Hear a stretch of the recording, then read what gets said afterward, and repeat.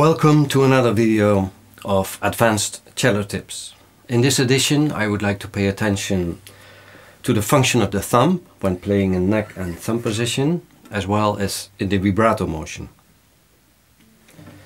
Vibrato is a shaking action of the wrist, producing a pronation, supination, rolling motion between elbow and fingers. It's definitely not a rolling action of the hand. A common mistake is to press the fingers down, as this will hinder the shaking action of the wrist.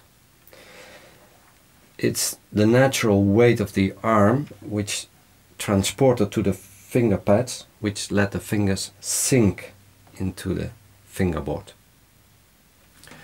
It is important to keep the elbow down. I often use the image of a floating elbow or an elbow that rests on an imaginary side table. Vibrato is a two-side oscillation around the perfect pitch, the center of the note. If we play with flat fingertips, this fleshy, sticking feeling will give a more comfortable contact with the fingerboard and a wider vibrato sound.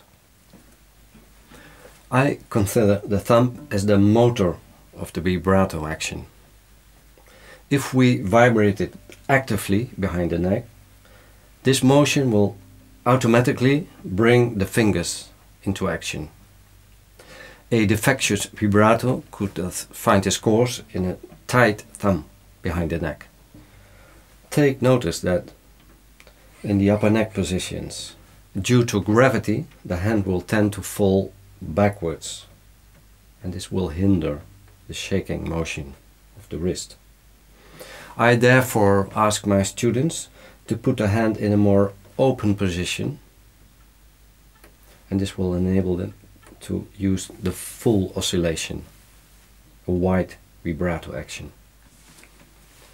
I will now show with a little trick a way to practice continuous vibrato when changing position.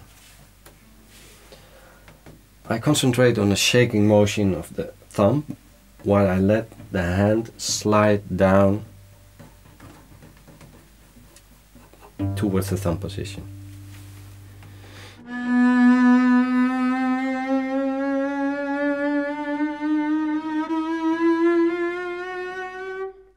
You can use another finger.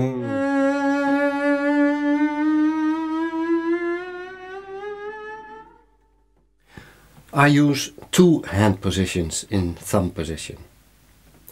The first one I call the closed position, where I turn the fingers slightly towards the bridge to be able to play the half tone between second and third finger without any effort. The other one I call the open position, where I roll the hand towards the bridge, the first finger thus falling naturally against the thumb, usable to play the E flat and the B flat in the D minor scale. To connect neck position and thumb, we need to prepare the hand for the sliding motion. I use a circular preparation motion of the wrist, and I unify this action with the sliding motion of the hand. So one unified action. Take care to put the sliding finger down and use it as a pivot. The 40 studies of Popper, for instance the number 15 and the number 18, offer perfect practicing material for both hand positions. In the number 15 we have to maintain the third between second and thumb, and the open hand position will give us much more stability for the thumb.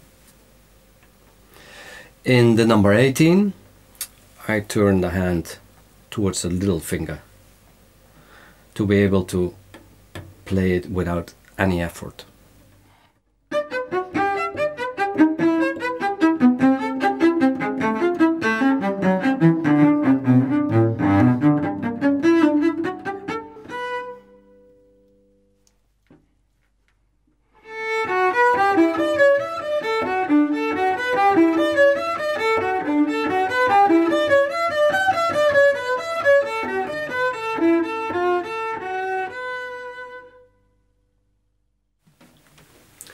A nice example of the ample and varied use of vibrato we can find in the second and third theme of the Dvorak concerto.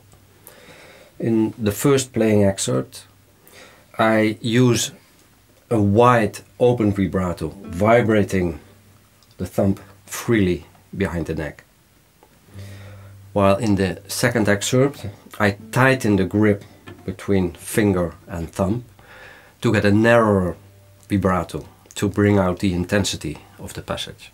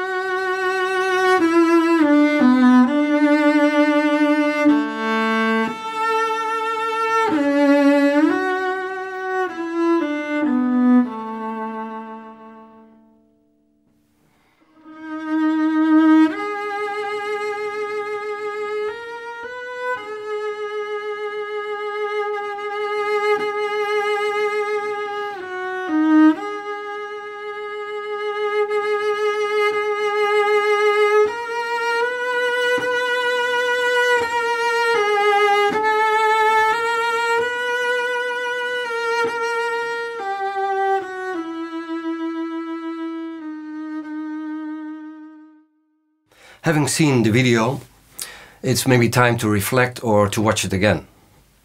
If you would like to have more cello tips, please subscribe to my website.